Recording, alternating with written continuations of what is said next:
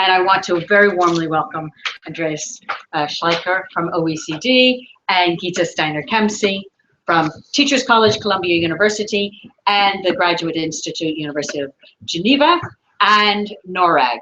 Gita is the new head of NORRAG. So I would like to turn it over to Michaela for her moderation. And thank you very much for being here. Thank you very much. Thank you very much, Sue, for this introduction into this new series of strategic debate on the equity dimension. It's my pleasure to Schleicher, who came here in 2011 on the presentation of the last, the before last PISA data, and now we have the new data available, that is the 2015 data. And Andreas is Director for Education and Skills, and he's also Special Advisor on Education Policy to the Secretary General of the OECD. Yeah? He's a key member of the OECD senior management team, and Andreas supports the Secretary General's strategy, use, analysis, and policy advice. He promotes the work of the Directorate for Education and Skills on a global stage, and fosters cooperation both within and outside OECD. Yeah? And before joining the OECD, Andreas was Director for Analysis at the International Association for Educational Achievement. So I think he has spent his life in his professional life in educational assessment. Physics in Germany,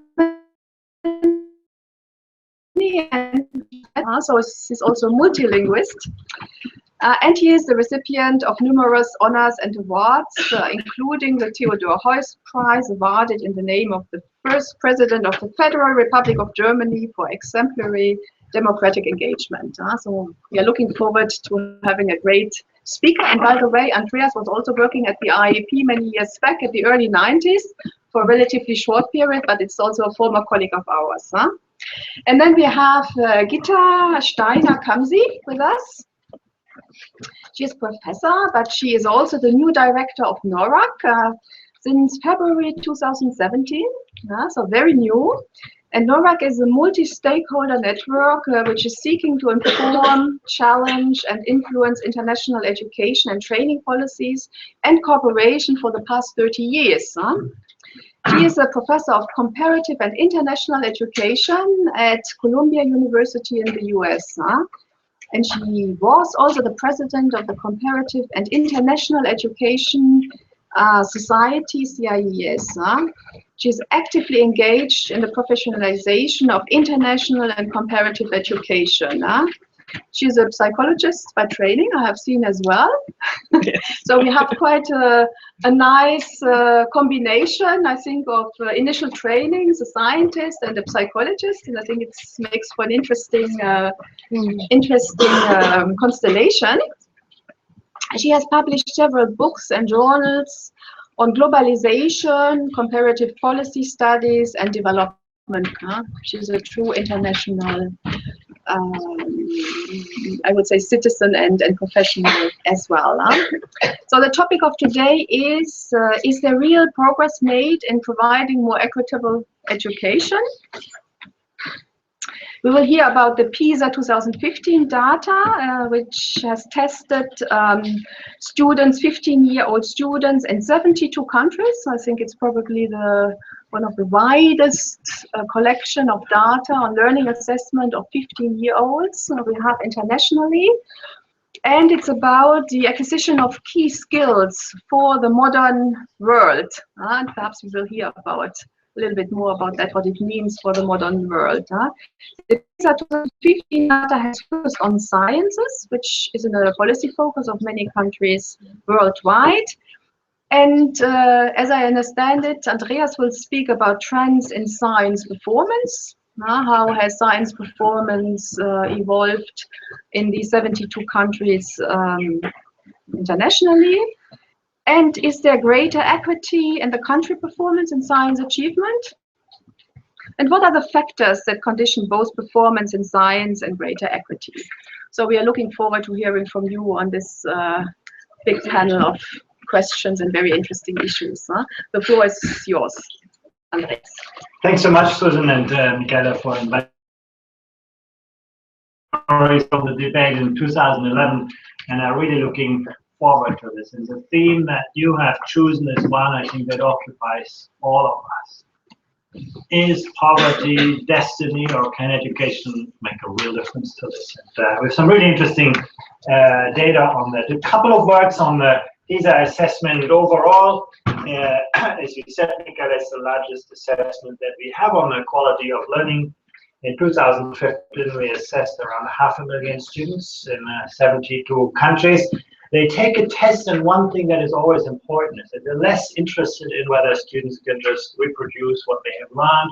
They're very interested in whether they can creatively apply and use what they have learned in real settings. So when I talk about science, this is less about knowledge in biology and chemistry. It is more like thinking like a scientist. That's really the essence of the assessment. And we collect a lot of contextual data from students, from parents, from teachers, from school principals, from system leaders, to basically understand issues around equity and inequality, what drives it, what distinguishes schools and systems and so on. And we've become really good at that. When we started with this a few years ago, we could explain about 35% of the performance variation of schools in the countries that took part. Today, we can explain 85% of performance variation among schools.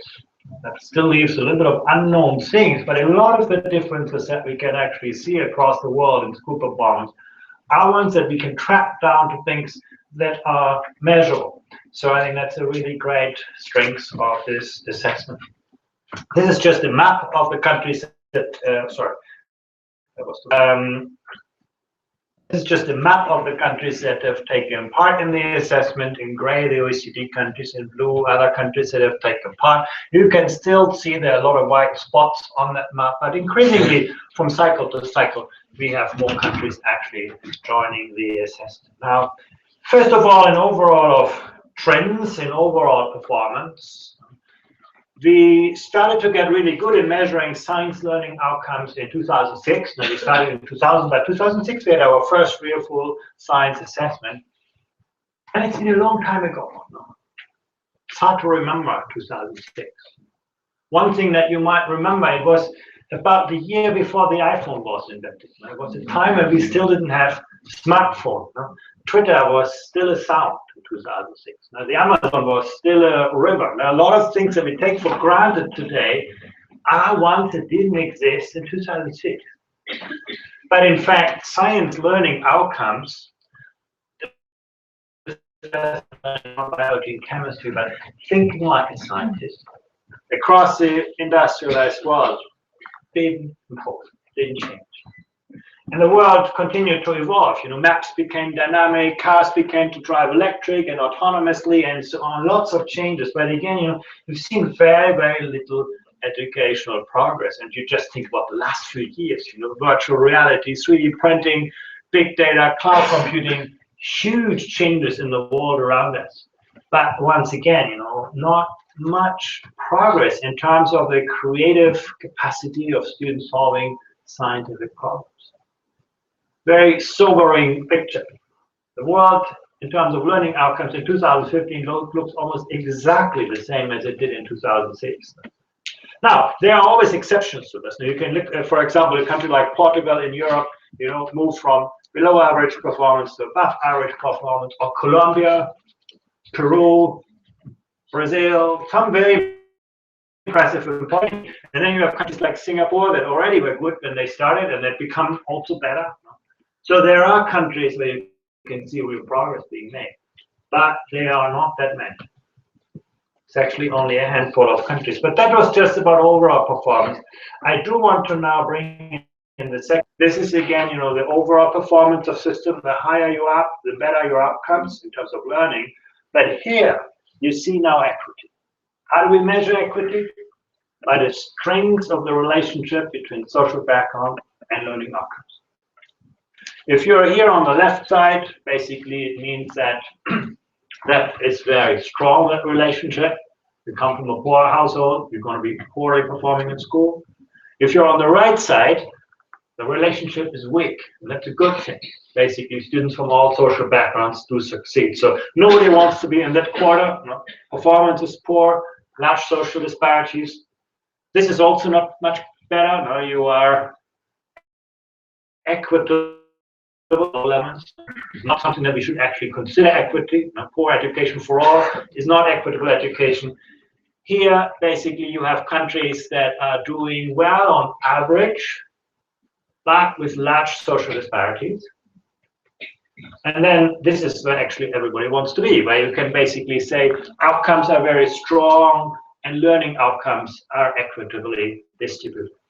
So that's an overall picture in terms of the results. And I think the first finding is really that actually quality in education and equity and opportunities are not conflicting policy objectives. We often treat them like subtly, implicitly. We often say, well, we have to make choices between quality and equity. That's not suggested by comparative data. You can combine quality and equity in all corners of the world. Asia is probably going best on this, but you know, Canada and North America, you have some European countries. So we see actually that kind of feature in many regions of the world. Now, that was not the question of the seminar today. The question was actually, you know, is this just history, or can you change that? And actually, here you see some examples that are quite impressive. Again, there are not so many, but you can actually see when you, for example, see here, this is where the United States was. This is where the United States is now. You can say actually in the course of one decade, education in the United States did not improve, but if you come from a disadvantaged background, you are a lot better off now than you were in the past. It's actually a good example of a country that over the last decade has made real progress in closing the achievement gap. And you can see other countries. No? Here, in the case of Bulgaria, a lot of progress in closing the gap. Or Mexico, or Slovenia in Europe, or Brazil. Look at this. Brazil used to be here on that side. Social background was a powerful determinant of learning outcomes. Now Brazil is doing on equity as well as the United States and many other countries in Europe. And you can see also here other countries, Chile, very impressive progress. So there has been change, but you know, we have 72 countries and we have only a handful of countries that have moved the needle. But I do think those countries actually show us that we can actually change that equation. I think that is a very, very important message, that basically equity is not, you know, enshrined in the distribution of income or poverty. It is really something that you can change over a course of a very period. And you look at some countries, you know, if you look at Chile and the United States, what makes them even more impressive is that actually income inequality has widened in the last 10 years. So the context for schools got worse. And still the capacity of schools to moderate the impact of social inequality has improved. So I think that's a really good outcome that we should be studying. I just want to show you, you know, how this exactly works. And I use the example of the United States here. On the vertical axis, I show you the performance of schools. On the horizontal axis, I show you, again, the social background, and every dot is one school. And this was in 2006. So you can see in the United States, if you live in a wealthy neighborhood, not here, you do well in the school. If you come from a poor neighborhood, your school outcomes are not that great. But then you actually see, if you look at the same picture in 2015, you can really see how that has improved. And if you're at the top end of the distribution, there's not been any change. But if you are at the low end of the income distribution, you can really see how schools are doing a better job in educating children from disadvantaged backgrounds today than they did in 2006. And actually, it's always harder at the top end to change things. If you come from a wealthy background, actually, school does not make that much of a difference. You come from a wealthy background, even if you don't do well in school, you'll find your way in life. If you come from a poor background, you have only one chance in life, and that is your school.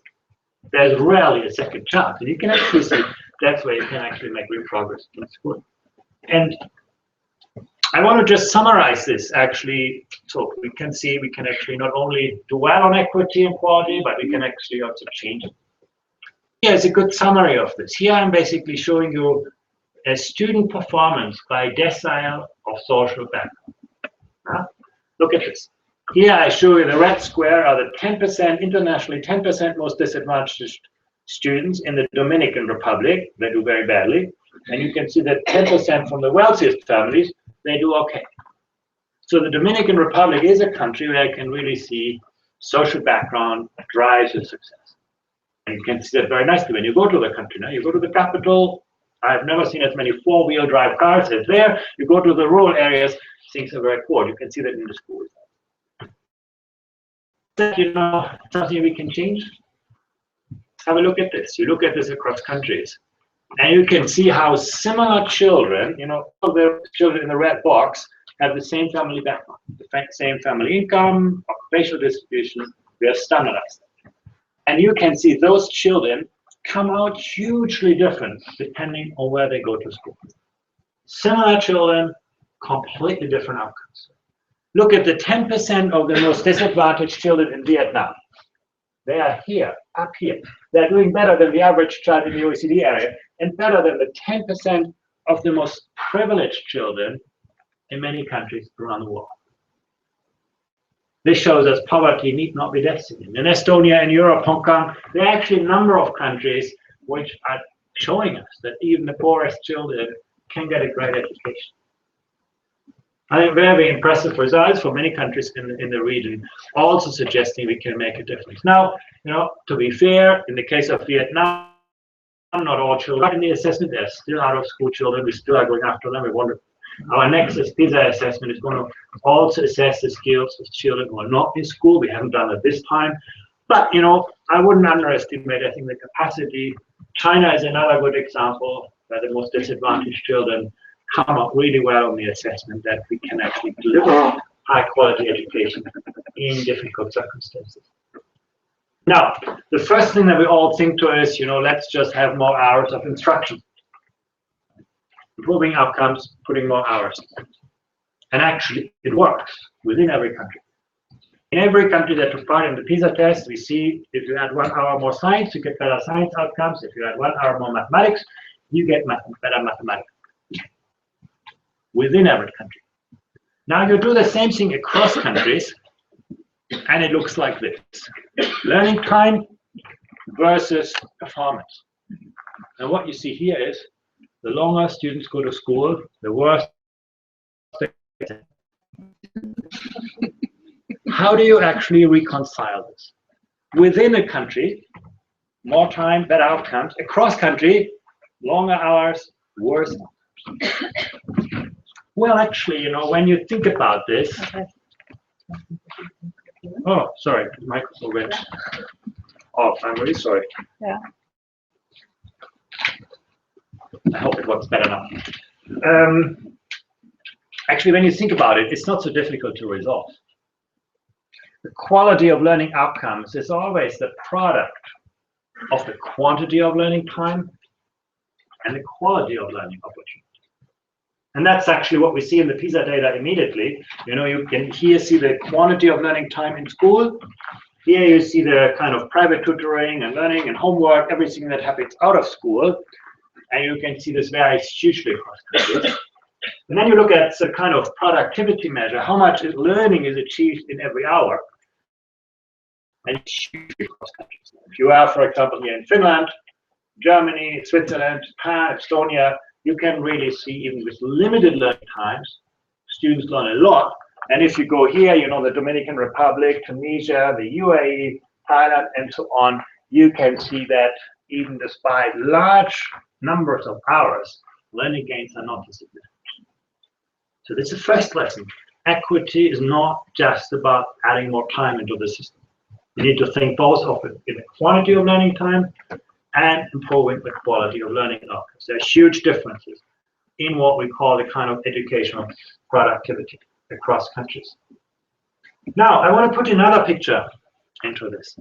Learning outcomes is just one dimension of success. When you think about science, what you really want to think about is, you know, how many students actually have this dream to become scientists? How many want to actually see science as something that is opening life opportunities for them?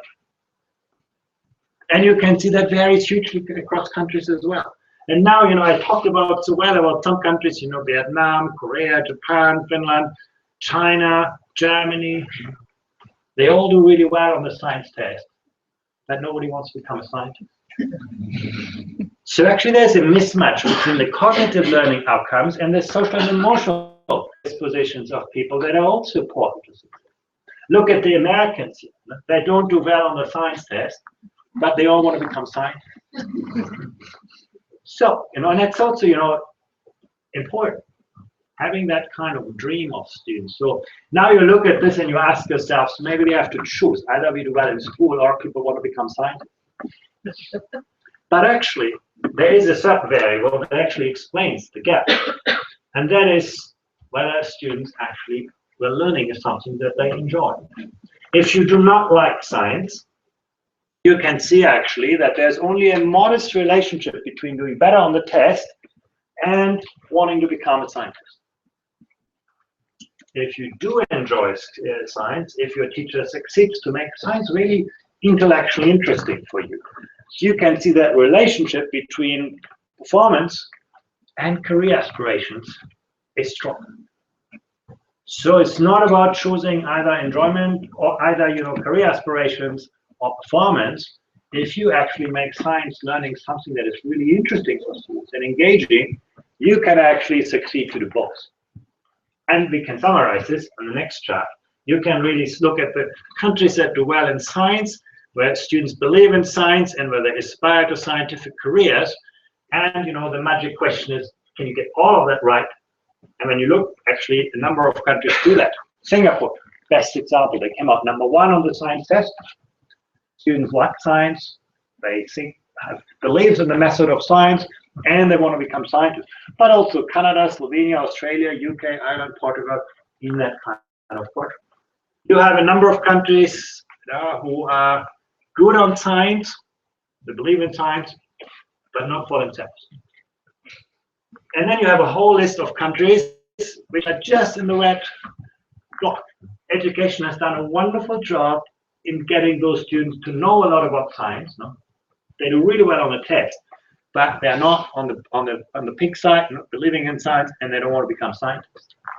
Then you have countries like the United States, Spain, Israel, United Arab Emirates, where you can say they want to become scientists, they believe in science, but they will never realize their dreams because they haven't got the knowledge and skills.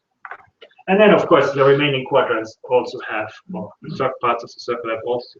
The point I just want to make is this is not just about cognitive outcomes. We also need to think harder about the social and emotional qualities of learning that actually are hugely powerful in determining what people are going to do with their lives.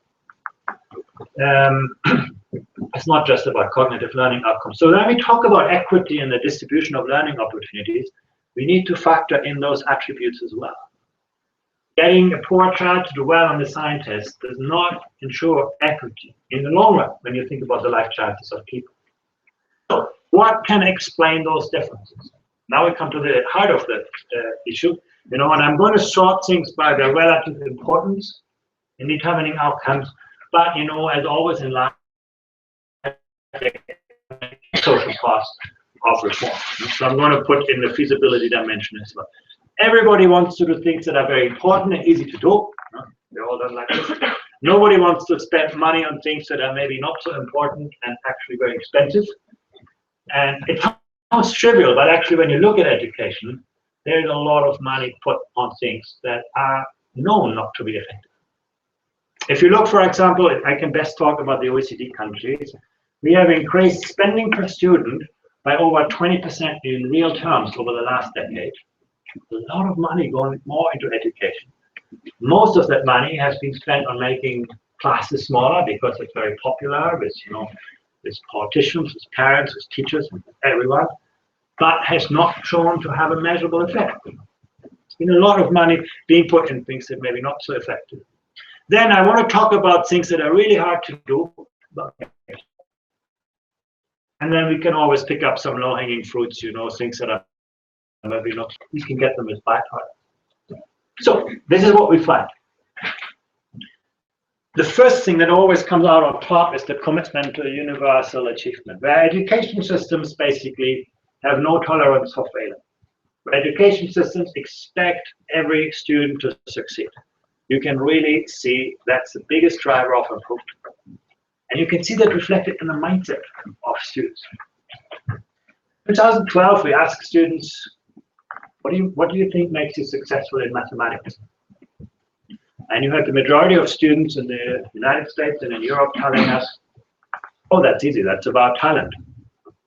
If I'm not born as a genius in mathematics, I better study something else. So basically the mindset of, school is just sorting. There's nothing I can do. You ask that same question to a student in China or in Singapore, and 9 out of 10 students tell you, if I try really, really hard, I trust my teachers.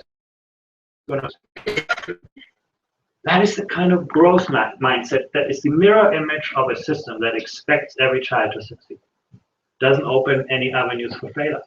And it does make a huge difference. Those are, not by chance, the countries where we see the least achievement gap between privileged and disadvantaged children. The resources where they yield most, I'm going to show you some interesting data. Now, the highest performing countries on equity are not necessarily the ones that spend a lot on education, but that are very good at attracting the most talented teachers to the most challenging classrooms and to get the best principals into the toughest schools. If you take the example of Shanghai in China, which was sort of a great example on the PISA test, if you are a vice principal in a high-performing school in Shanghai, and one day you say, I really want to become a principal, the education system will tell you, it's a great aspiration, we're going to help you, but help us first to turn around one of the lowest performing schools. So they send their best people to the poorest schools, systematic and low performing schools, and have been able to moderate social disparity. One of the states in Brazil that has seen enormous progress, the state of Ceará. If you're doing well as a school in the state, they give you more money. Performing schools get more money. They can hire more staff, better staff. But they're not allowed to spend the money on their school. They can only devote those additional resources to help a low-performing school to become better. If you give a low-performing school more money, probably you're not going to change very much because they have not used their existing resources. If you give a low-performing school the expertise of the best-performing schools, you can change everything. So this is one of the lessons that we learn. I'm going to show you some data on this. Investing resources where they can make most of the difference. Incentives and accountability structures, very important always. Gateways, instructional systems, clearly, this has to do with school standards, with examination systems. You can always see an effect. This is the hardest bit. This is about developing capacity, attracting, developing, retaining effective teachers. And that's not just about making teaching financially attractive. That's easy to do if you have a lot of money.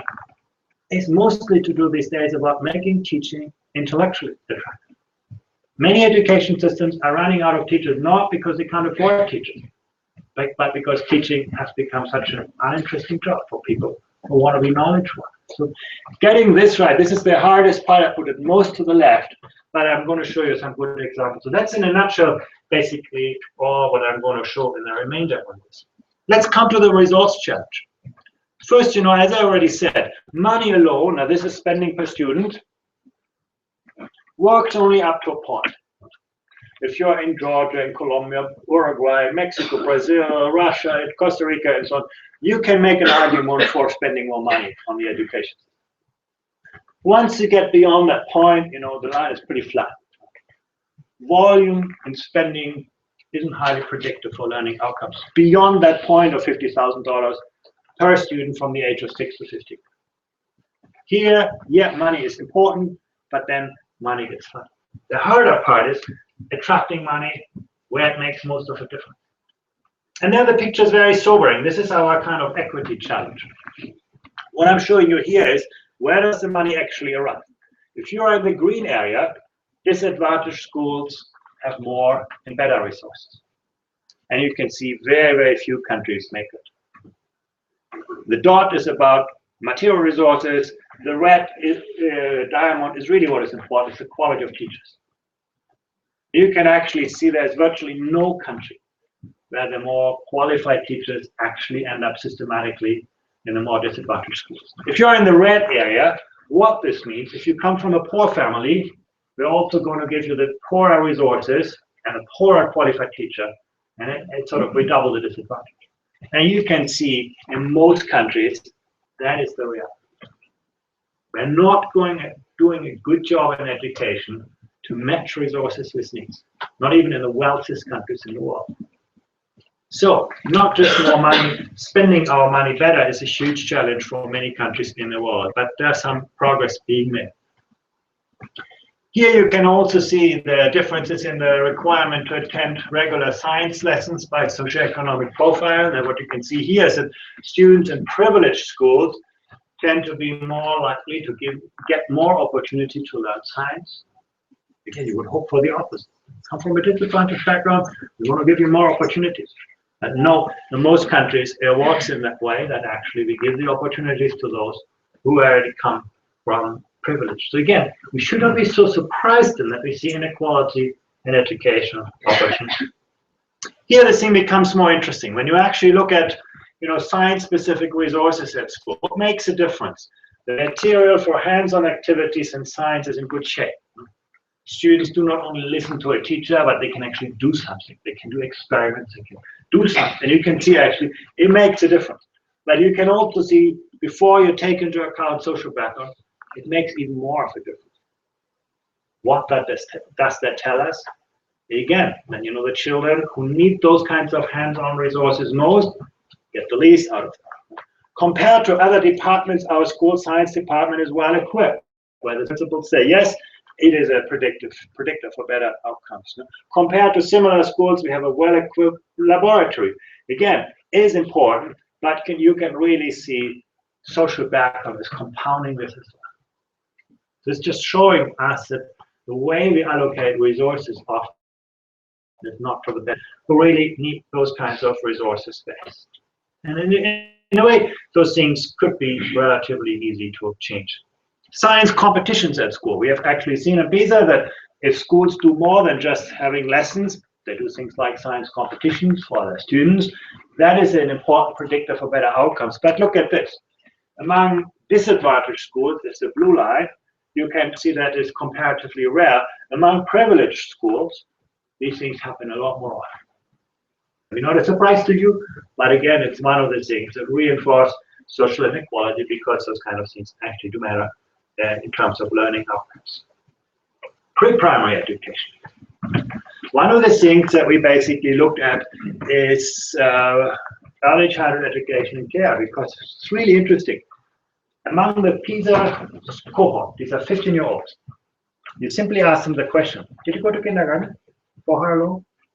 And those answers can explain a fair amount of variation in PISA subjects.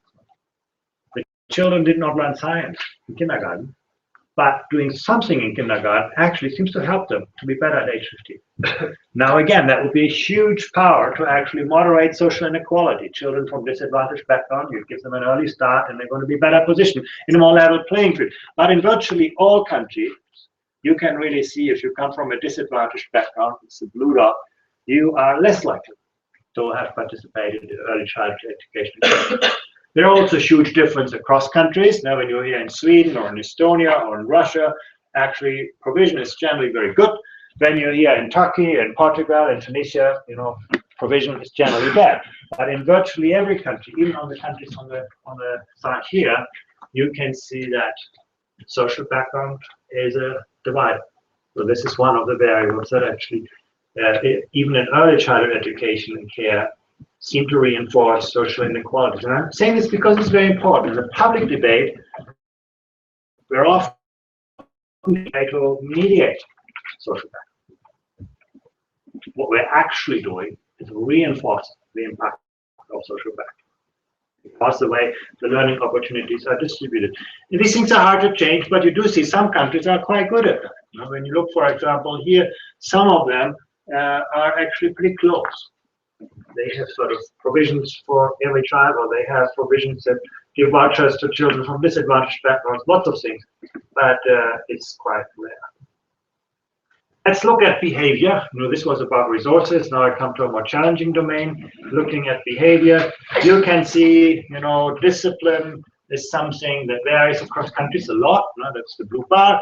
But also, there's a huge gap between privileged and advantaged schools. Disadvantaged schools typically have a poorer disciplinary climate. No? Students skip classes more often for whatever reasons. So that's something. If you skip class, if you skip school, you learn less. No? So that's obviously one of the things. Again, what's interesting is that this thing varies across countries enormously. You go to Japan, Korea, China, Chinese Taipei, Hong Kong, skipping classes is virtually unheard of. When you go here to Montenegro, to Italy, to Uruguay, you can see it's almost something that happens every day. Huge difference across countries, but in virtually all countries also big differences among social groups. So disciplinary climate is an important variable. You can also see students and teacher behavior that hinder learning outcomes. No? Students lacking respect for teachers. You can see drives down performance, but even more for disadvantaged kind of backgrounds. Truancy, I already talked about. Students intimidating or bullying other students, also sort of a detriment. Students use of alcohol, teachers not being well prepared for classes, teacher absenteeism.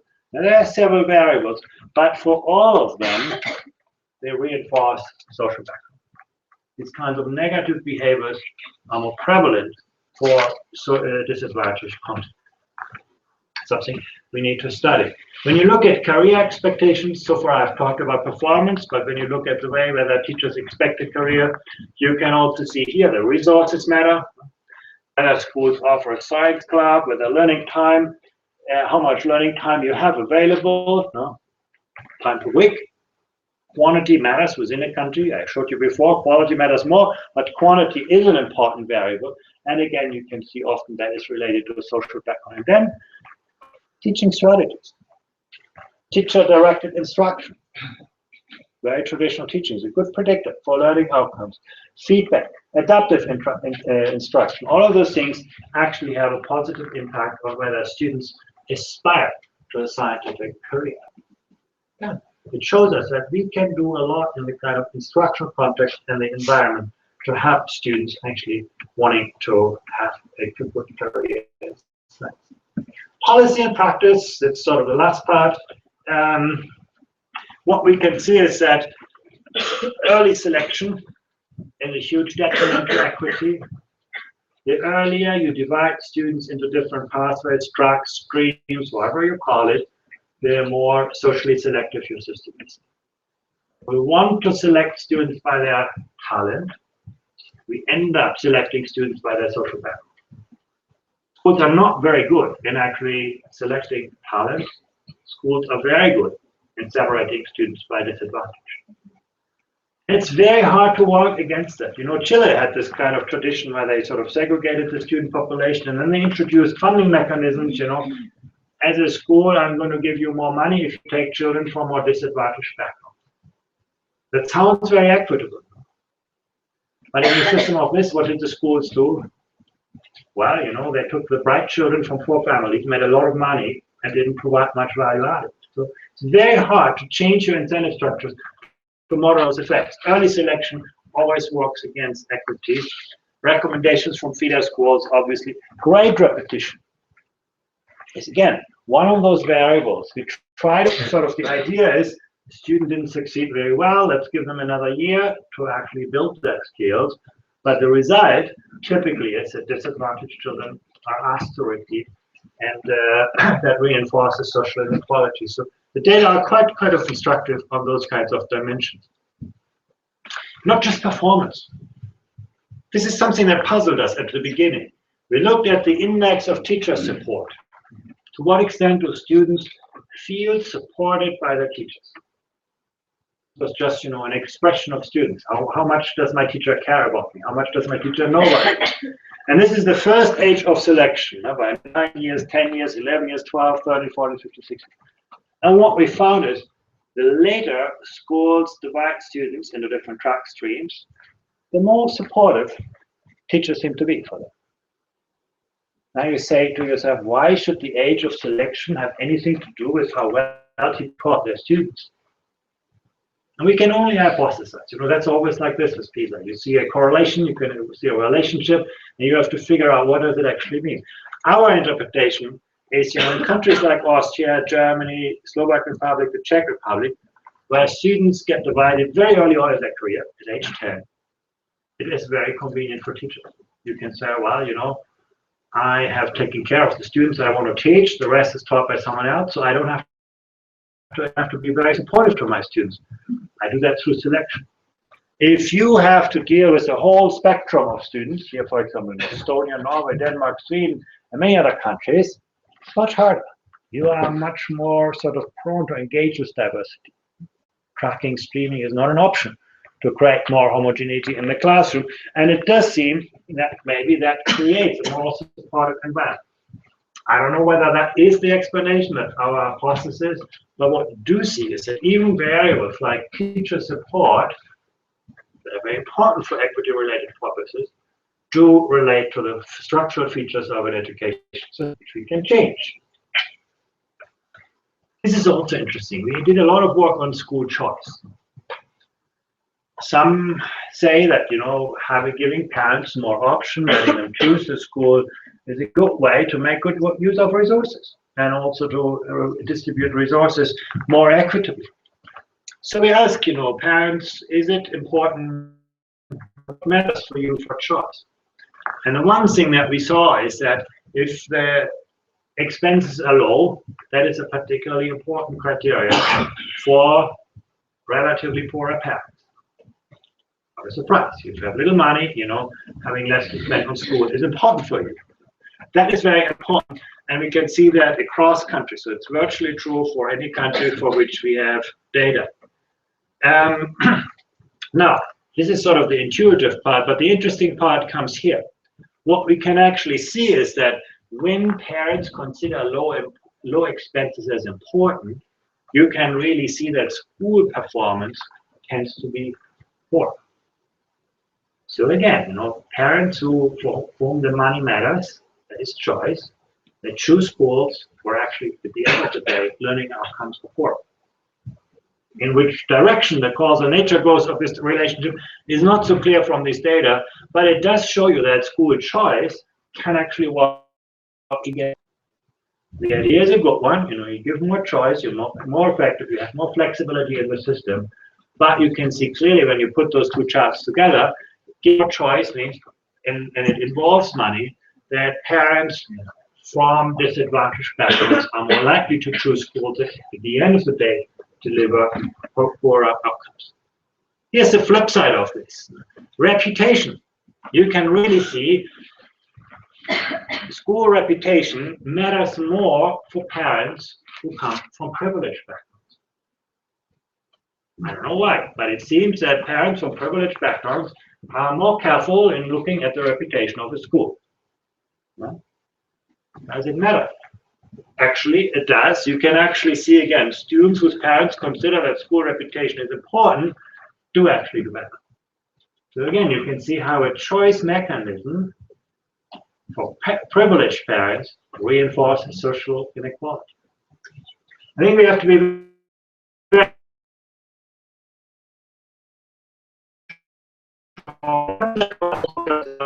Netherlands does it well, Flanders in Europe does it well. There are some countries where those systems are really working very well, but there are also many, and the average system is one where those kinds of devices seem to work against equity. So I think it's a good lesson to be learned, how we, you know, flexibility in the system or school autonomy as well are good prerequisites.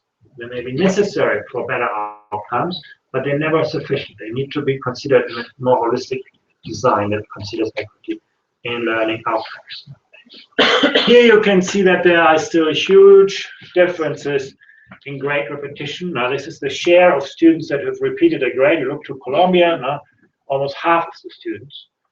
It's almost zero in other countries. Huge differences in grade repetition rates. But the one thing that is really positive is that the yellow dots, that was in 2009, actually are much higher than in 2015. Most countries have actually, this is one area where most countries make real progress.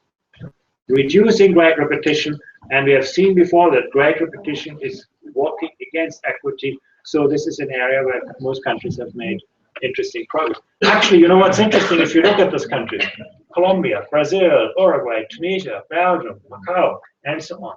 Yeah? What do they have in common? One thing is language.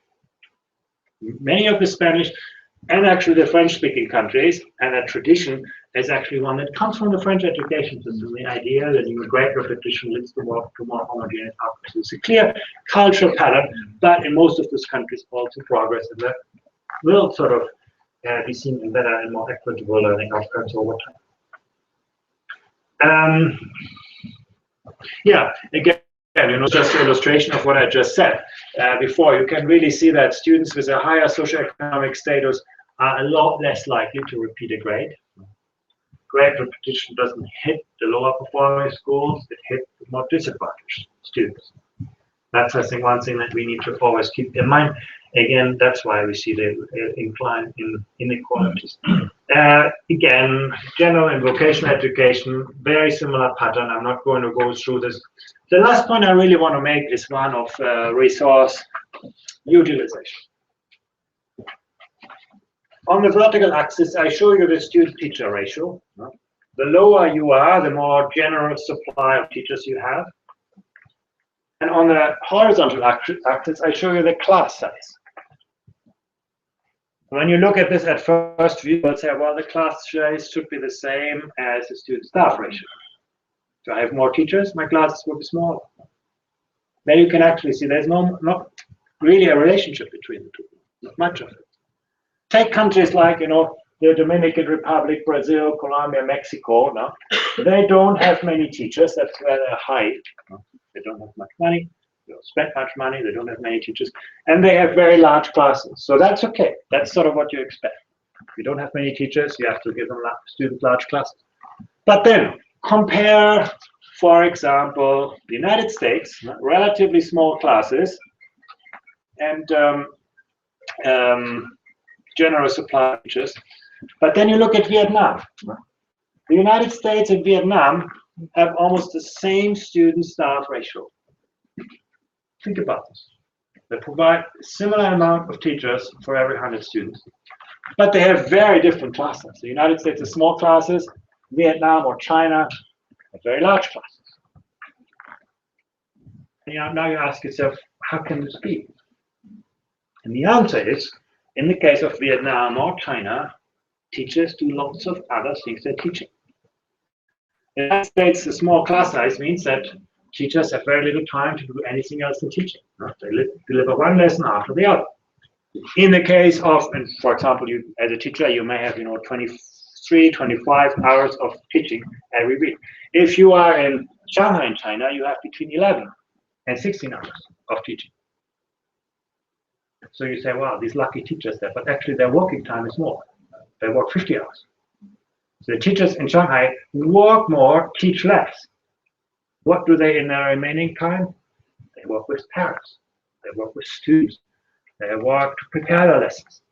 There's a strong engagement with equity-related issues. This is where sort of that external resource comes from. If you come from a disadvantaged background, you have a lot of access to teaching resources outside the formal classroom. In Finland, 30% of instruction time is delivered outside the classroom. So once again, the school puts a lot of teaching resources into this to help struggling students to succeed, but also to foster particularly talents. And the price for this is a larger class size. So you can actually see, intuitively, you would think we reduce the class size. That means students get more attention. Outcomes will be more equitable. But it can work exactly the opposite way. Class size, reducing class size, if you don't add more teachers, can mean driving out the non-teaching work responsibilities of teachers that are most equity enhancing. For you, very important to look at this data in conjunction and to look at, if you have $100, €100 to spend extra, you have to make choices. If you put it in a smaller class, you can't put it in more teacher salaries, or more instruction time, or more professional development, or more additional support for students. And you can look at national comparative data to see that those choices are made very differently, and how you make your choices has huge implications for equity. How you attract the most talented teachers in the most challenging classes matters ultimately more than the quantity of resources alone. And I think I want to keep that very brief. Governance. This is something that is often discussed, adding more private schools increases the market, provides additional opportunity, improves the quality of schooling, that's the hypothesis. But actually, once you discount for social background, and actually when you look at overall performance, the gross figure, you can see private schools do better in most countries for which we have data.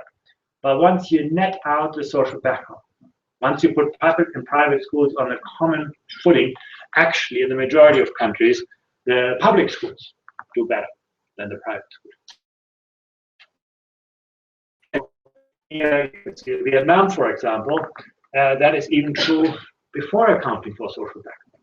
You ask yourself, why would parents spend money on schools that actually come up worse than public schools? Well, many times those decisions of parents are actually not at all related to the performance of the school. They are related to the aggregate social capital of the school, the environment, lots of things that go on here.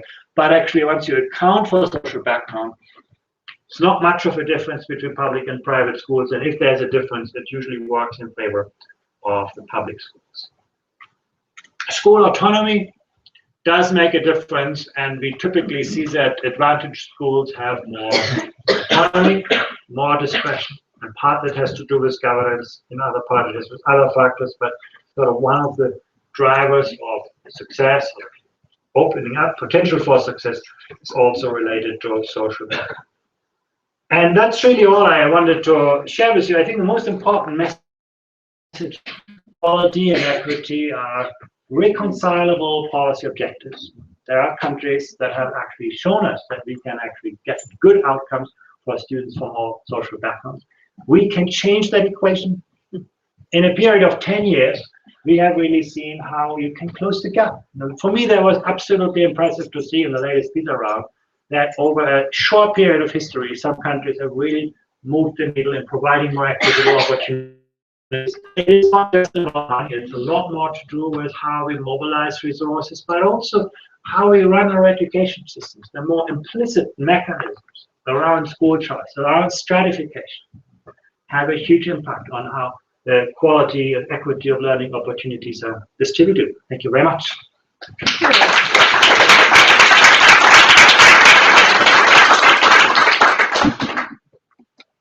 Thank you, Andreas. I think we have a full menu of issues to discuss, because you have really embraced a full set of factors, ranging from resources, from school governance, the structuring of the school system, the learning environment. So I think we have many, many issues that we can discuss later on. But first of all, I would like to invite Gita Steiner-Khamsi to take the floor and to make a number of comments that I think will lead us into the discussion later on.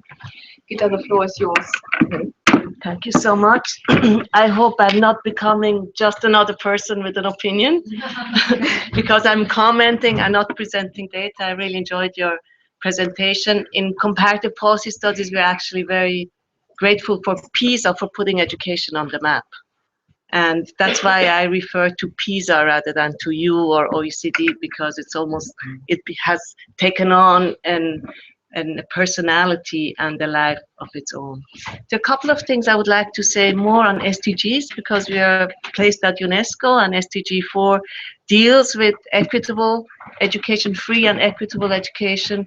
And there are actually 3 points I would like to make. One is the whole issue of the PISA equity framework, the second, the policy relevance, and the third with the long-term plans of PISA. The first one is just a clarifying question. We heard the presentation was all about equity, and then when we go narrow it down, okay, is that better? It was on poverty and socioeconomic background.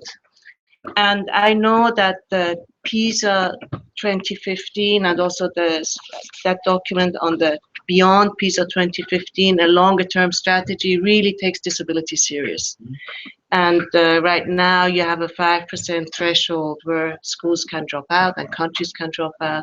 And in fact, PISA 2015 only used 2% of the 5% permissible threshold. The question is, what about the other issues that deal with equity, such as gender, but also for SDG 4, locality is very important, especially for developing countries. Indigenous populations, bilingual or ethnic minorities are important. So what are the plans with regard to the other issues that account for marginalization? The second point, I was surprised to learn, and I would like to learn more about students that are out of school. You mentioned that there's a plan to bring them in. How would you do that with the school-based survey instrument? And the question is, wouldn't household-based survey instruments or even civil society-based surveys such as USER be more appropriate to talk about out-of-school children, especially because in developing countries, there's a huge connection between poverty and out of school, and disability, and there's a big proportion of out of school children that are students with special needs. Let me turn to the next one. I just wrote it down to make sure I didn't forget. Let me move to the PISA policy relevance. I was so happy to hear so many things, and I just wish that the league tables that PISA presents wouldn't be only the ones that are on. I understand. Okay. Maybe you don't have another mic? No, I don't think so. I just wish that the league tables wouldn't be the ones that only do league tables on equitable education system with Vietnam coming out on top and Hong Kong and other countries. That would be wonderful. And I think this community would applaud you if you would use the power of visualization and the power of numbers that you clearly have as PISA, if you would use it to show which systems are more equitable. I think it's almost like a political decision, what you show in a league table and what you don't show. And also other things you mentioned very explicitly were amazing. These are like very hot issues. And I wish there would be more publications specifically on that issue, such as the impact of choice on equity. That in the US, we don't say that. There are studies, including at Teachers College, Amy Stewart Wells and others, that show that rich parents don't choose, they just go to the neighboring school, and as a result of that, you have this inequality. Or another point that you made, which was an amazing, another amazing chart about resources available at school, including qualified teachers, that poor schools are the ones that have, the way you put it was, qualified teachers don't go to poor schools. The question is that a causal statement, or can we invert it and say that poor schools don't have qualified teachers? And if that's so, what would that say about all these really deep teacher education programs that are coming now on the market, Teach for All and others, and what would that suggest? A third thing that I found that's also a very hot issue is the whole public-private school debate. And again, that you say if class is held, public schools are actually catering better to the wide range of students in terms of social class. So I just wish OECD would be more brave and publish things that contribute to hot debates that are going on in education policy. I just picked up a few that you just mentioned. And I know that, you know, when the PISA shock happened in Germany, you were yourself very much engaged in the whole issues of early tracking and streaming. And that's why I was very surprised why Germany did so well as an equitable education system. I'm just curious, as a Swiss person who lives in the US, what happened in Germany that this development took place. On the second issue on policy relevance, in the longer term strategy paper, it says that PISA is policy oriented. PISA performance patterns and identifies features common to high performing students, schools, and education systems. Now the question is, what is a system? How did OECD ever accept Shanghai as a system? As a Swiss person, I would say, why didn't you pick the canton of Fribourg, of Neuchâtel, or Zurich? And isn't OECD going down the wrong path with allowing regions, or maybe it's a strategy, it's a plan to have eventually all regions and all districts? So what was the rationale of comparing apples with pears? How can we even compare Shanghai with a whole country that has both rural areas and urban areas and a total different composition? So this is a question that came up, and even more so with PISA 2015. The number of especially top performing countries that were not countries was striking. Contextual factors also took note, and that was very interesting for me, like, because again, it's not in the headlines, and I'm talking again about, you know, we talk about governance in numbers, like my colleague Jenny Oskar used to talk about governance by numbers, but in PISA is also governance by visualization. The fact that you do ask about out-of-school learning, what we would call private tutoring, is very important for us in education policy. And in fact, I know a lot of high-performing Asian countries such as Taiwan, Korea, and Japan have a lot of self-criticism, actually, that they themselves account their successes to out-of-school factors, to tutoring.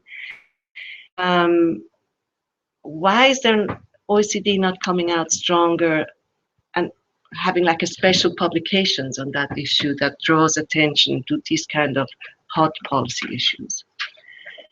Now, the final question on the policy relevance, 21st century skills. And I don't want to go into a comparison IEA and OECD or PISA and versus TIMSS and PEARLS and CIVET, but the non-curriculum based assessment and the deterritorialized assessment to some degree, the measuring of 21st century skills. Every country I work, from Kyrgyzstan to Switzerland, they have now curriculum reform towards competency-based curriculum. It's a little bit like, you know, Philip Oldbach used to say, everyone talks about world-class university and nobody knows what they are. It's a little bit with the 21st century skills and competencies. Everybody talks about them and refers to PISA and nobody knows what they are, with disastrous results in developing countries that they just cut-paste from other countries that supposedly implemented competency-based education. In Switzerland, I know, Lehrplan 21, we have 363 competencies that were identified as 21st century skills, and they break them down into 2,304 scores. You can call it German thoroughness, but it is, and one colleague from Zurich, Roland Reichenbach, says if you break it down by instructional hours, teachers teach 20 minutes for each competency end of teaching. So the question becomes, why doesn't PISA just say what they are? Why don't we have a discussion on 21st century skill so that ministry after ministry does not have to ponder and speculate and copy paste from other countries for 21st century skill? Why is that not part of a debate and discussion? The last point, I'm sorry for taking your time from the general discussion. So there's just a last point on the future plans. The SDGs 4 says by 2030, ensure that all girls and boys complete free, equitable, and quality primary and secondary education leading to relevant and effective learning outcomes. And it is measured, the target is 411 is proportion of children and young people in grade 2 or 3 at the end of primary education, at the end of lower secondary, achieving at least a minimum proficiency level in reading and mathematics. Two of the things you addressed, equitable and quality. But free, is there a measure of free that PISA intends to measure in the future? Even in the translation of the indicator, this is very much criticized, like at the last CIS conference in Atlanta, it was criticized that free disappeared even in the way the indicator was formulated. The second question is, are there any plans for PISA, maybe PISA and TIMSS together, or IIEA and OECD together, to expand into measuring students at the end of grade 2 and 3 and end of primary? And the last question is, how can we justify that 72 countries, or I don't know how many it is with IIEA on the top of my head, do both? They spend a lot of money measuring 15-year-olds or 8th grade students, 15-year-olds or 8th grade students on similar issues. And how can that be justified? And is there any plan for a compromise? And how that relates to national and regional assessment? That's it. Thank you so much. So thank you very much, Gita. I think there's enough need now for a second presentation of Andreas to respond to all these questions, but perhaps you can choose the most salient ones, and give you perhaps some 10 minutes to respond to the questions, and then we move to the floor and open up the floor for discussion. No? Yeah, some are easy to answer. For example, on the equity issues around gender and locality, we do have experts. On the question of indigenous students, that's very hard to do on a global scale, because indigenous means something often very different in different countries. We haven't done that, but gender and locality, we know everything. Actually, gender is a really interesting topic. For example, on cognitive outcomes, education systems have done amazing progress. In science, for example, or mathematics, we can no longer see big gender differences in outcomes. But when you look at the non-cognitive outcomes, for example, career aspiration, engagement, motivation, we see huge gender differences. And they're often not on the radar screen. We measure outcomes only in terms of academic outcomes. We solve the problem. But then we are surprised why do so few women go into STEM occupations. And the answer lies in the non-cognitive attributes. And there's huge gender differences on the PISA assessment. So that's, I think, quite well dealt with. On the out-of-school students, you're absolutely right. We're doing this through an household survey. It's the only way how we can capture that kind of attribute. We think it's very important, because if we don't do that, we will actually encourage selectiveness in education. You can come out better on PISA. Get that closer. Yes. Yeah. Oh, I can switch on this one. Yeah. So this is, But then you have to switch on the other. yeah. So in order to discourage selection and really enhance equity in terms of inclusion, we are complementing PISA with a household. And it's currently being tested. Actually, we're doing this in Senegal this year, in Zambia, Ecuador, Guatemala, Cambodia, to test out the instrumentation PISA for for this. development. Yeah, and if it works, by 2021, it's going to be available for all countries. On the kind of your question, sort of on the more intriguing part, you know, the emphasis on league tables. If you actually look at the OECD reports, the last report was about 1,000 pages, and we devoted 10, 15 pages to the league tables. Actually, most of our analysis is on totally other issues, because from the league tables, it's a good starting point. Everybody wants to know who comes out on top, but it doesn't lead you very far. And so actually, we've done a lot in in doing much more in-depth analysis in our presentation. We also are moving towards multidimensional league tables. For example, on the 19th of April, we're going to publish our first volume in well-being. And you will see that actually some students that are doing well in cognitive outcomes may not come out well on well-being. Students, schools, and countries. So we think that's very, very important. So we are increasingly embracing a kind of multidimensional approach for that. On the question of policies, and just pick one example. What is cause and effect between teacher quality and poverty? We take a country like France. Those teachers actually are allocated to schools. Well, the more experience you have as a teacher, the more choice you have on where you teach. So what does it mean? The experienced teachers choose the schools where it's very easy to teach. And that means the young people coming from university end up in the schools that nobody else wants to teach. This is the perfect example of how policy can increase inequality. The opposite case in Shanghai, where you only make a career if you take on a tougher classroom or tougher school.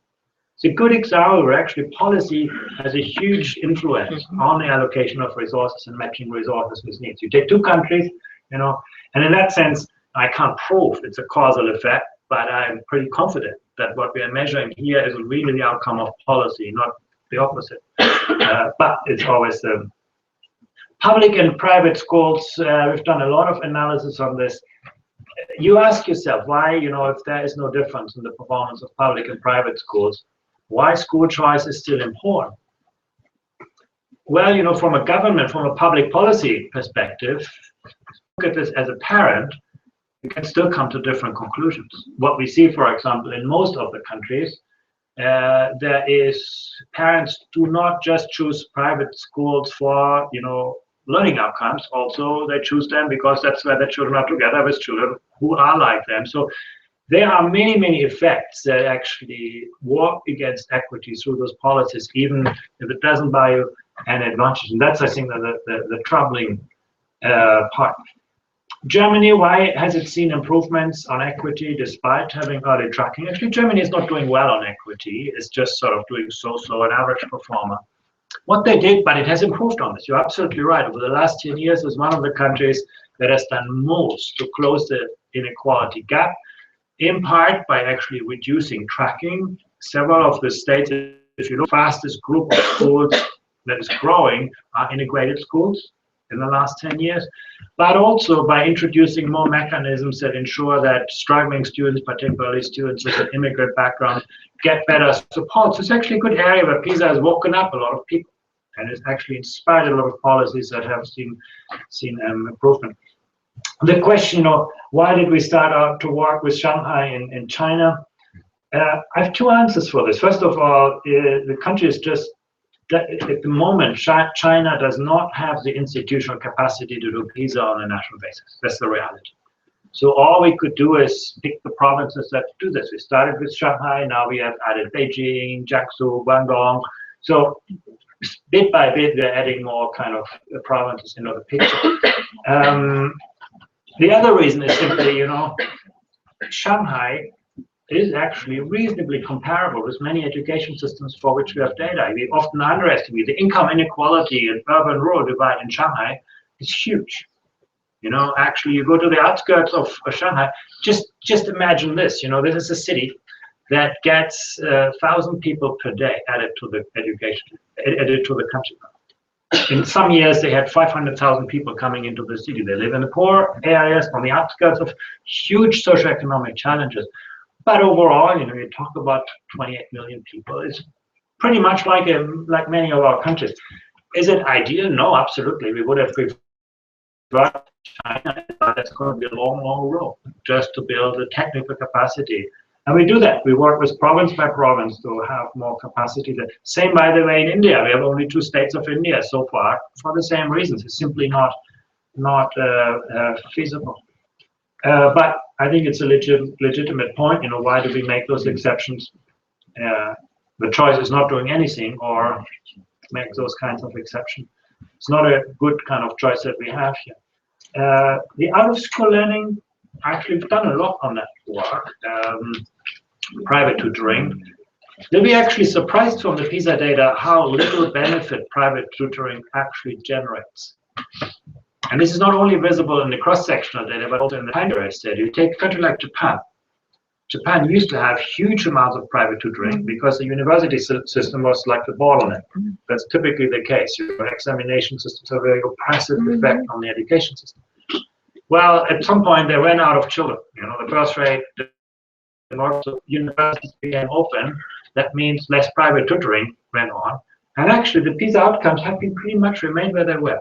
So actually we tend to overestimate because we look at the volume of learning time, but when we look at the quality of outcomes that are generated, I'm not so convinced that actually private tutoring is so important. But that's an area where cause and effect are very hard to do. Last point, you know, on the 21st century skills, we have some very interesting work going on. Like for 2018, we have a new assessment of global competency, looking at the capacity and willingness of young people to see the world through different lenses and perspectives, appreciate different cultures, different ways of thinking, cross-disciplinary approach to learning. It's going to be a really interesting approach. We're working on capturing creativity more directly. We had an assessment of creative problem solving in 2012. We are looking at this. At the end of this year, first report on social skills. We measured collaborative problem solving skills in 2015. We're currently analyzing the data. And actually, you know, it's not that there is only enthusiasm for this. You know, we often get feedback, well, you know, you're asking schools to deal with civic education and with collaborative skills, and we have enough to do with teaching math and science. So if we get both criticism on both sides, so some people say, well, just focus on the basics. Others say, you know, focus on a wide range of competencies.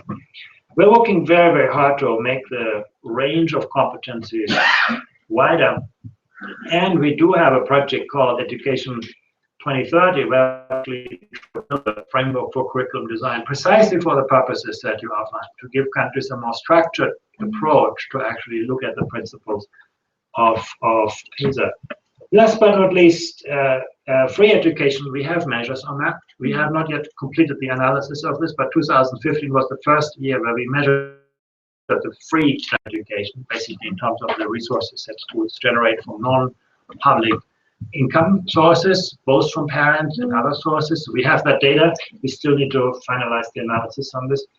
And on the end of primary, we're actually currently focusing our energy on the beginning of primary education, looking at 5-year-olds. And not so much, we're not so much interested in math and science, but more on the social emotional dispositions of children. So that the focus of that assessment is not really like PISA, it's more focusing on things like, you know, self-regulation, empathy, you know, self-management skills, and value vocabulary. But I think once we have sorted out that, the beginning of schooling, we will then work towards a middle. And you're absolutely right. You know, there are multiple assessments, TIMSS, PEARLS, PISA. We are sort of in two minds. Yes, the world could consolidate all of them, but is it good to have a one-size-fits-all, or is it better to give countries a choice between different types of instrumentation? But I think it's a good discussion. I think that's the discussion the global community should have. Okay. Yeah. Yes, thank you, Andreas, in such a short time to provide such a comprehensive reply to the many questions that Gita has asked. I think what we can see also is that PISA is getting more complex. There are more and more countries being added to it with their specificities and their particular issues. And we are also finding that the assessment modalities and scope is getting broader and broader. And as a consequence, I think we're having more and more data that we can use actually to assess internationally for policy making.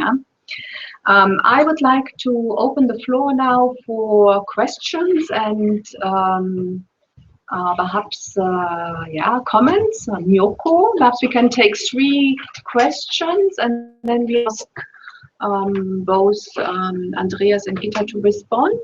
Can you please give your name and affiliation. Yes, So we take from yeah, the IIEP. great. Thank you very much for the presentation and the comments. I have several questions. Is this microphone working? Is it working? No. Is it working Yes, now? yes, yes. Okay. Great. Mina You're a from good IIEP. scientist, huh? Thank you very much for the presentations and comments. I have several questions.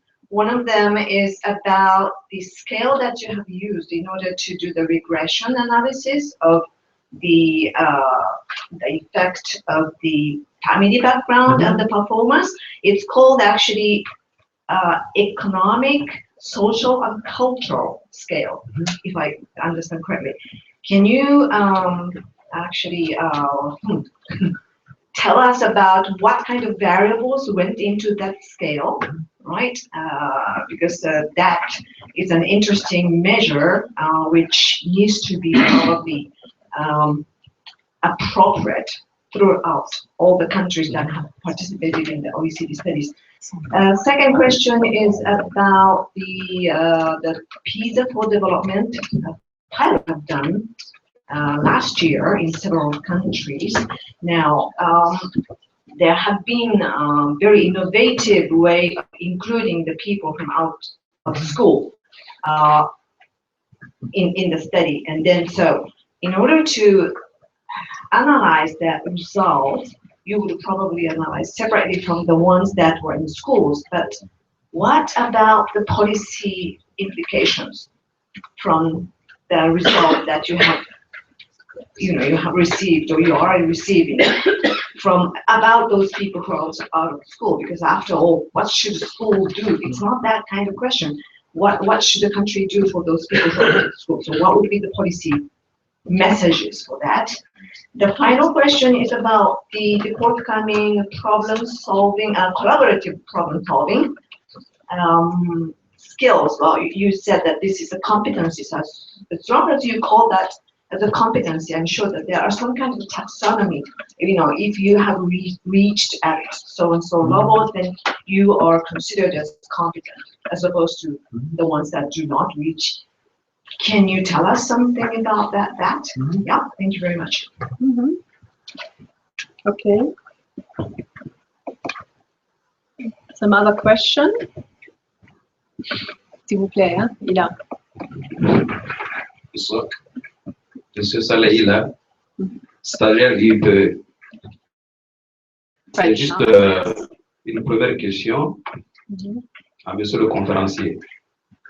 Lorsque nous avons regardé donc la présentation, au niveau donc de la carte des pays qui ont participé, nous constatons que c'est pas la même c'est pas la même communauté linguistique. La question est de savoir comment est-ce qu'on est arrivé à faire le classement. Deuxième question, je constate également au niveau de la carte d'Afrique, quand on regarde, c'est juste le Maghreb qui a participé. L'Afrique de l'Ouest, aucun pays n'a participé. Est-ce à dire que ces pays-là n'ont pas les critères requis pour adhérer? Merci. The third question? No, not for the time being. Then Andreas, please go ahead with the first set of questions. Yes, sorry, I've just used my own microphone. There we have a better. First on the social status, the concept that we use to combine things around family income, parents' occupation, parents' education, with other resources that we also know have, like access to books at home and other types of cultural resources.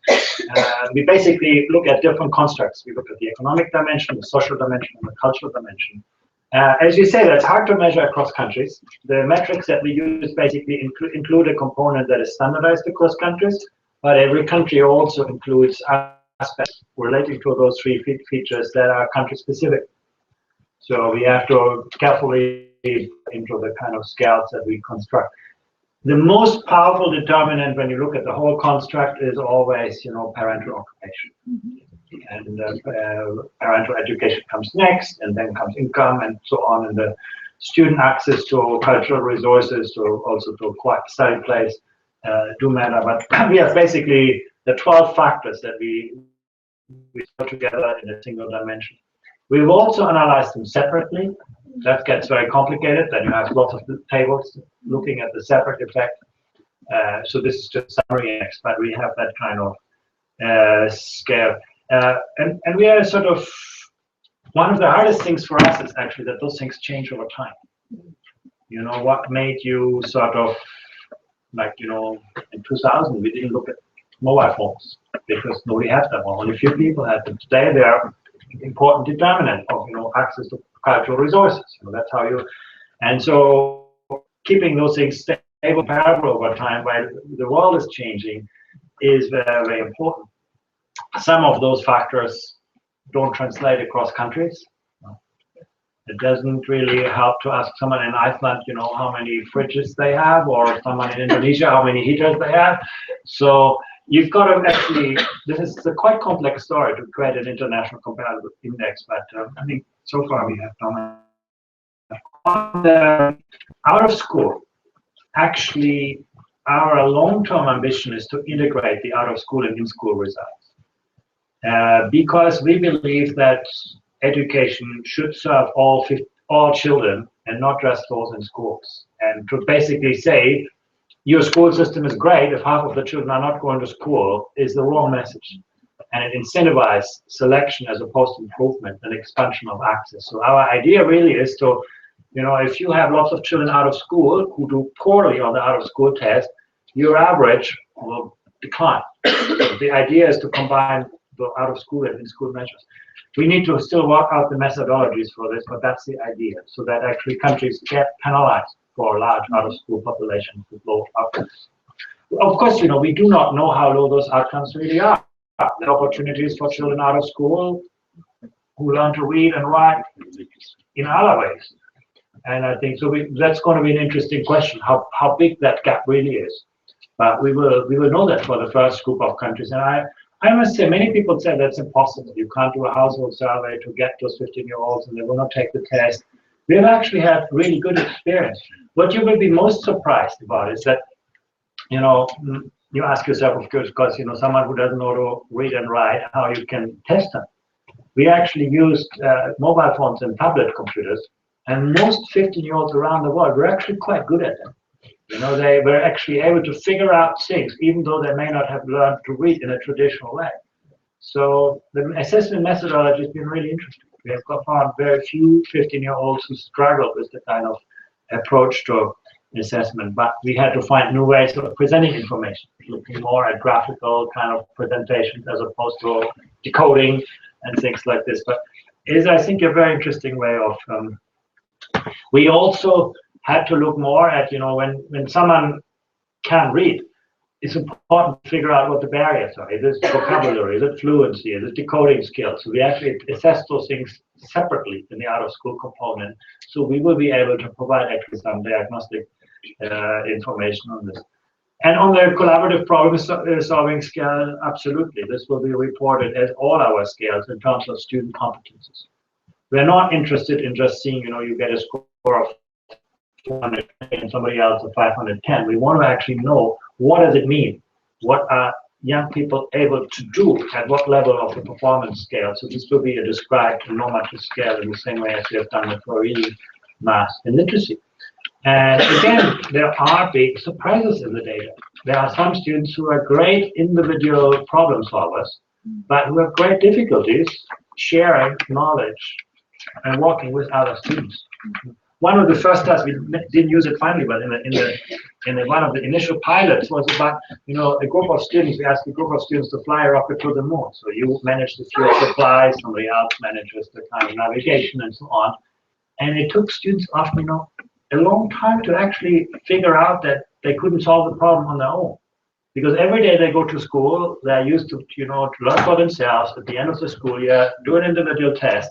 So this idea of collaborative learning is not so common. So we're going to see those kinds of issues around. The question on comparing across languages and cultures is always one of the biggest challenges. Particularly when you assess reading skills, the linguistic structures are very, very different. And we have spent really almost 10 years to develop methodologies that allow us to reasonably reliable compare across languages. How do we know that this is comparable? Because actually modern psychometrics does allow us to look at the way in which different tasks function in different contexts.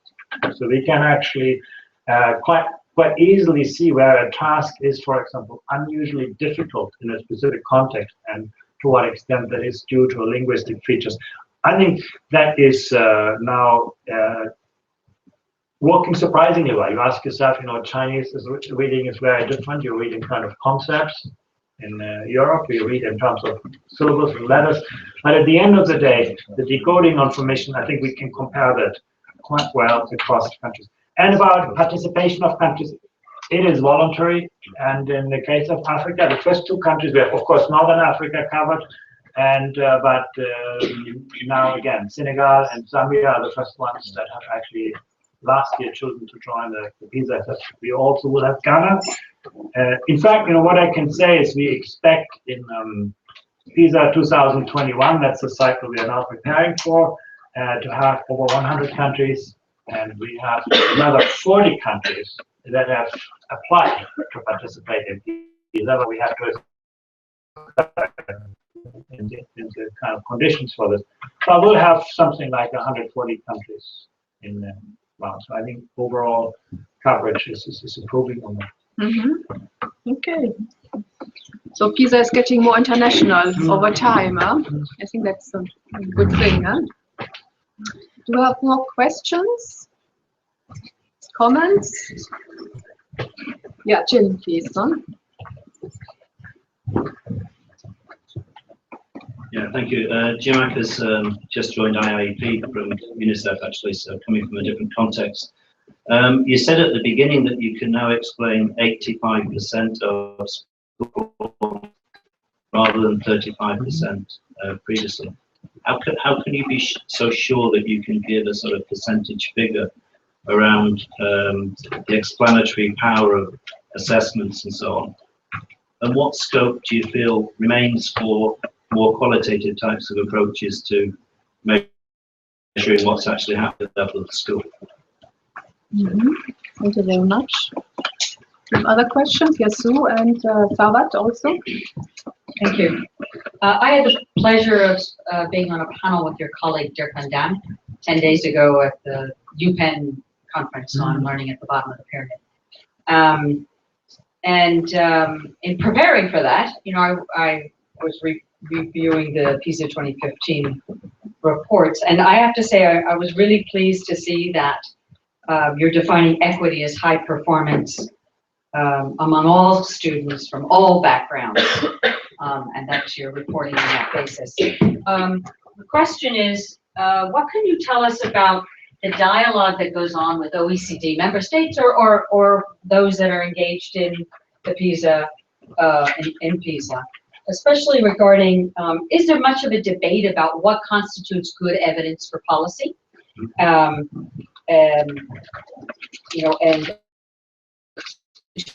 use of good evidence for policy. And here I'm reflecting on a recent book by Justin Parkhurst, which was the politics of evidence, from evidence-based policy to good governance of evidence. So it's made me think about how important that dialogue with governments would be, both about what's good evidence and what's good use of evidence for policy. Thank you.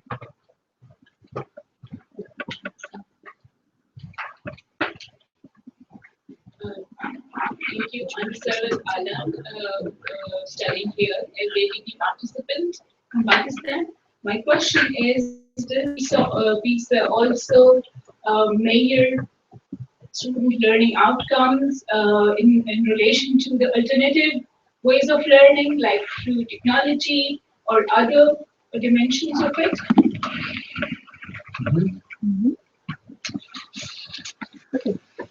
Okay. On 85%, that's actually easy to answer. It's basically when you and you statistically account for 85% of the variation of school performance. The bigger question is, and that's why the qualitative question comes in, what's the causal nature of those relationships? packing everything together, you can basically see, well, together those variables explain 85%. But the much harder question, the more relevant question for policy is, how do those different features interact? You know, how do, for example, school policies interact with parental behavior, with teacher behavior? Often these interactions are what's so interesting. For example, the way you allocate money to schools may drive teacher behavior. The way you make choices between the class size and professional development may influence the teacher quality. And I think this is the kind of research that we really need to unpack those 85% and have a really deep understanding. And that comes also to the question of good evidence. The numbers that we have, I think, give us a good quantitative basis to look at orders of magnitude. But we really need to look at much more carefully at other forms of evidence. For example, we at the OECD, we have the so-called TALIS survey, where we look carefully, we ask teachers for their views and opinions. You know, sometimes they're not in sync with what we see. I give you an example. You ask British teachers, and they will tell you they have a constructivist approach to pedagogy. Students learn best on their own, you know, they're best supported. I should not intervene before the students had a chance to answer this. And that's the view of the teachers of pedagogy. You ask, or you test British students, what kind of tasks are they best at? Rote learning, memorization. Memorization in British classrooms is more prevalent than in China. People in Britain wouldn't believe it, but that's what you actually do see in the data. So I think those things are important. We get perspectives, the qualitative evidence that may or may not align. You get difference on, you know, drivers of school choice. Some of those outcomes are based on, you know, the learning outcomes. Others are parental preferences, and they may not always relate to the quality of school. And there may be other factors. So I think that is so important that we strengthen the nature of the evidence that will help us understand the causal nature of relationships, because that's ultimately what you can use to drive policy. And the good use, you know, the only I want to see a lot of selective use of evidence. You know, it goes both ways. Often policymakers have an idea what they want to do, and they just pick whatever suits their purpose. This being said, I must say over the last 10 years, I've seen that improving. I think given the improvement in the nature of the evidence base, it's becoming more difficult for policy to make arbitrary choices. You know, at the beginning, we had only data from student learning outcomes. Everybody could interpret them in their own way. Now we have the data from teachers, from parents, from school principals, from system leaders. You put it all together, you shed light on the problem from many sources, and it's getting much harder sort of to pick and choose. But cherry picking is still, I think, the biggest risk to evidence, and I think there is a lot of scope. In one way, you know, I started my career in medical research, and I think in education we are where medicine was 150 years ago. And you can see that, you know, most countries spend more than 15 times as much on evidence in medicine than they spend in education. We do not have yet a culture of evidence in the field of education, and we still have a culture, traditions, practices. We don't yet have a global field of you know, knowledge creation in education. Education is still viewed generally as a field of domestic policy, and there's always question to what extent we can actually share our ideas and practices across borders. It's actually not borne out by science. Many of these things are pretty universal, and but I think we are still very far away from having that kind of understanding that will help us. Okay, Gita? Maybe just to follow up, Andreas, I think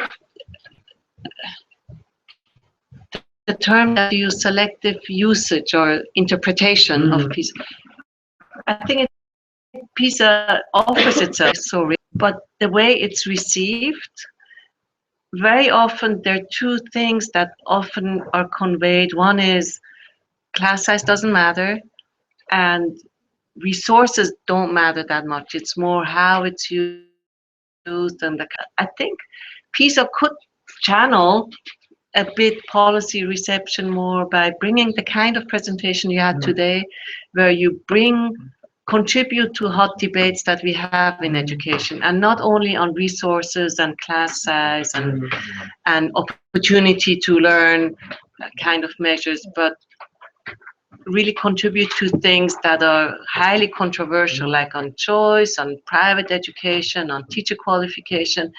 But I think maybe for political reasons, PISA tends to be silent on those issues. It's there in the data, but one has to have the expertise to understand it and interpret it. There could be more channeling done to avoid this kind of selective policy interpretation. Yeah, and at the end of the day, policymakers and decision makers are also wondering where they put their resources, and as a consequence, you know, they are looking for evidence on the factors that matter most. Now, I have a question, Andreas. You said there is one factor that is very important, which is commitment to universal achievement. But that is, of course, something which is also part of the soft material behind the cultural. It's linked to culture. It's linked to traditions. Particular countries. It's linked to nerves in the system. So my question would be.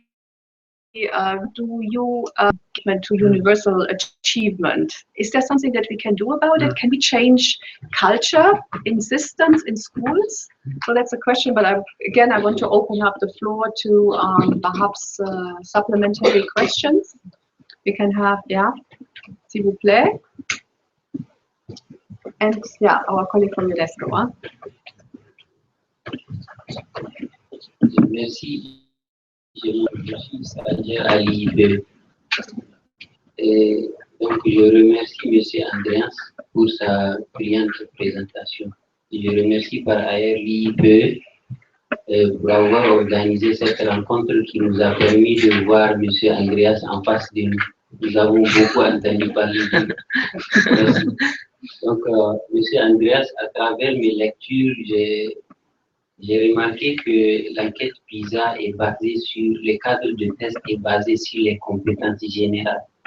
Je peux savoir pourquoi pas sur les programmes scolaires. Et deuxième question, quel est l'avantage d'un pays à participer à une enquête PISA? Merci.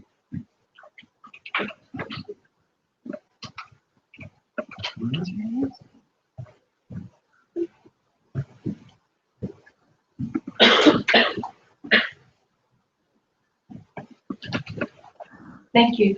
Maria Snega from UNESCO. Thank you for the opportunity and also for the presentation, very interesting. You mentioned that the OECD is working on the initiative Vision 2030, within which national curriculums are being analyzed. Two questions. So first question, how many national curriculums are being analyzed? And also, if you could explain maybe that if and how this might affect the future PISA assessment framework.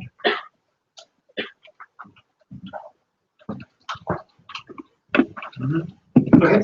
The first question is tough. You know, the issue around commitment to universal achievement. You know, if you ask, you know, you have probably every president and every minister of education who will tell you how important education really is. So the question of truth is, how does it translate into a genuine commitment?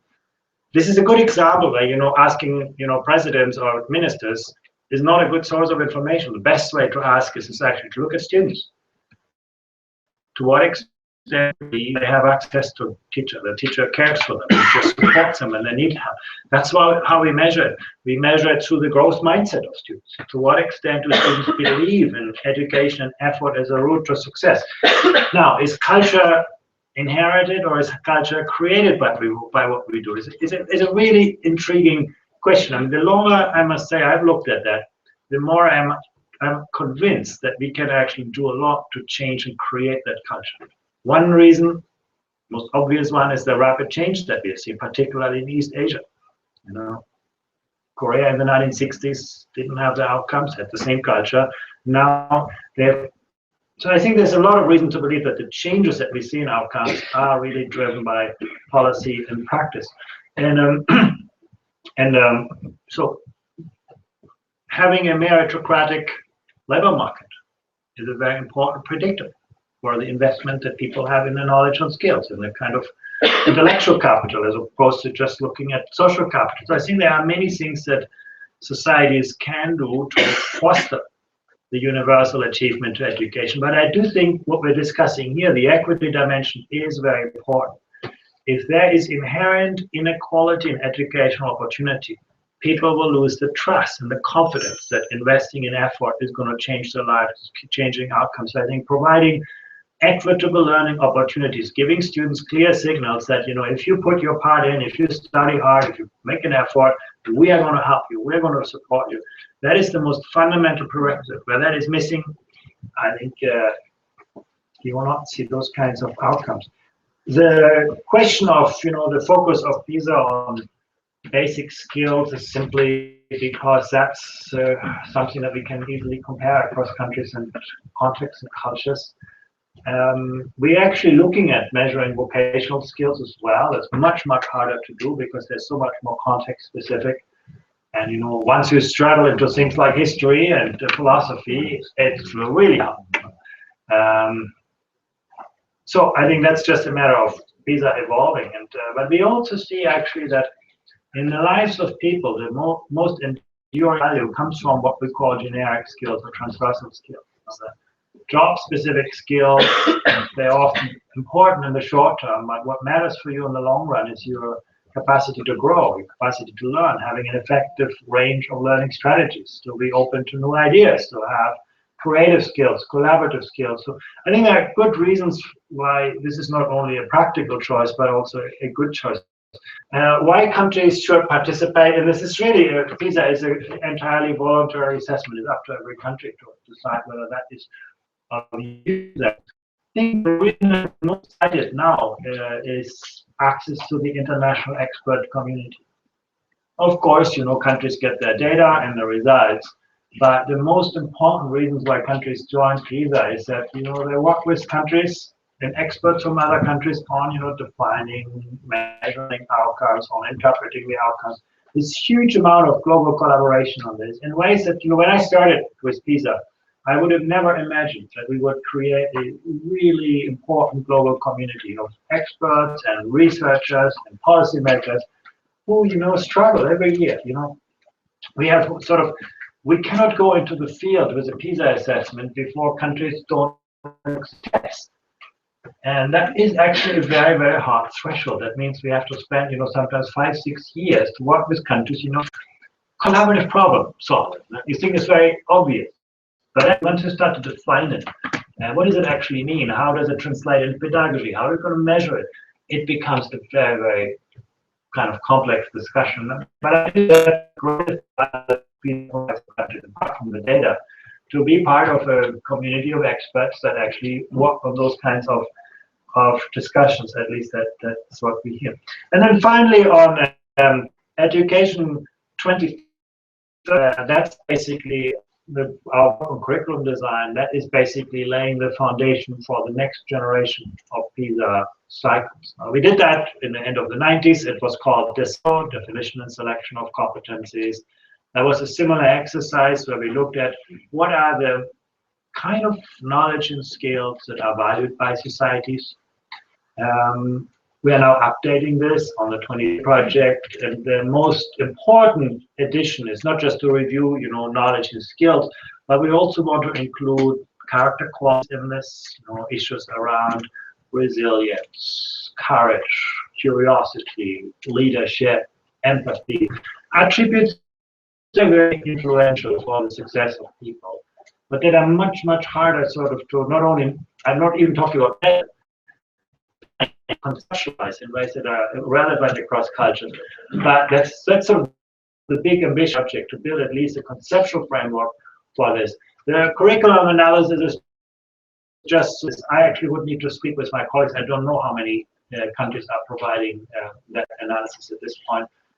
But that's basically just to see how far is our work removed from the way in which curricula are currently being being redesigned. The debate on the future knowledge, skills, and character qualities is actually one of the most interesting international debates, where finding common ground among countries is not easy. It's actually more difficult among policymakers than, for example, among people in society. You bring people from civil society, they'll actually reach quite good agreement on those kinds of dimensions. Among policymakers, there are big divides. And you can see that. You have some curricula, you look at the United States or England, that are actually competency-based learning to much more traditional knowledge-based learning. The world is moving in the other direction, but curricula moving. So the policy space is much more to deal with than the space in the real world. That's also, we have another instrument at the OECD, it's called PISA, where we actually look at the way in which it does use their skills. And there we can actually study also something that, how different skills play out. But the 2030 framework is basically going to be the conceptual foundation for the next generation of the PISA products. We will not be able to measure all of those dimensions, courage, curiosity, are very, very hard. But we want to at least conceptualize them so that we know what not measure. I think that's very important. Okay. You're cool. Fine. Perhaps. A question now. Yeah. Thank you. Chandra, you student of IIEP. My question, the main concern equity, right? In PISA results in connection with equity, the socio-economic aspects. But to what extent is perhaps PISA gone toward addressing equity issues regarding children with special needs? Are there any special instruments to measure their skills? Thank you. Excellent question. Yes, just a quick question about PISA for schools, which would allow an individual school of any country to participate to go through the same kind of tests. Are there the type of items that were used for the PISA for development included in that is usually if the school wants to participate in PISA, they probably are very confident about their performance and they want to do it on the PISA scale. But my question is it also allowing some schools that could be disadvantaged and still want to see, whether their students are able to do certain of the skills that PISA is defining? Okay. Yeah, on the special needs, I think we have made good progress on measuring outcomes for all students who can physically take the test. For other students, and this is about, it's about 2% of the students, we don't yet have good instrumentation for students who cannot physically take a test. And that's, I think, something which assessments generally struggle with, particularly when you require assessments that are interactive with digital technologies, and so that's something we need to further improve. But for most students with special needs, we can now include them in the assessment. I think PISA has become quite good at that. On the question, PISA for schools, the idea is really, we get a lot from schools to say, well, I know my education system is not very good, but I want to know where I am in this, and I want to know where I stand in relation to schools anywhere around the world.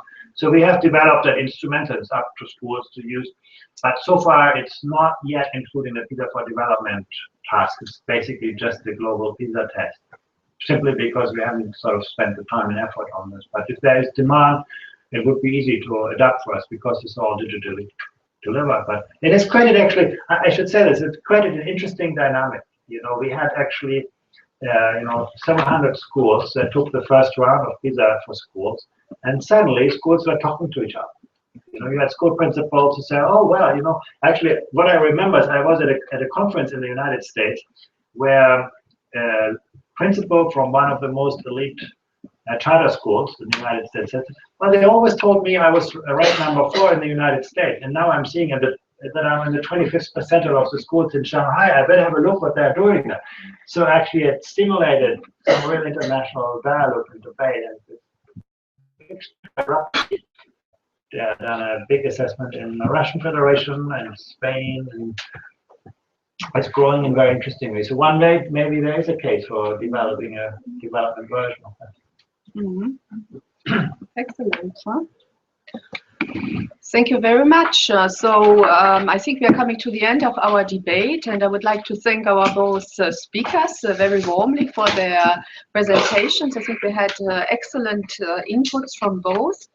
If I had to take 3 messages, I would take the following. Number 1, that was what you said at the beginning, poverty doesn't be destiny. I think it's very important. Second, policy matters.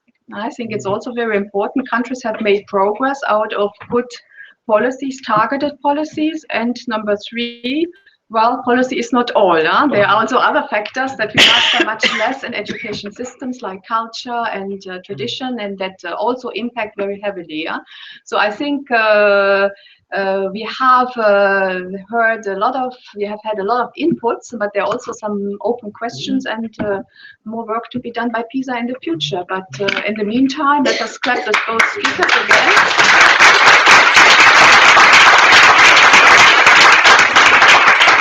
And I would like to invite everyone to a cocktail that we are serving outside on the first floor. So we will have the opportunity to interact with among ourselves and with our speakers.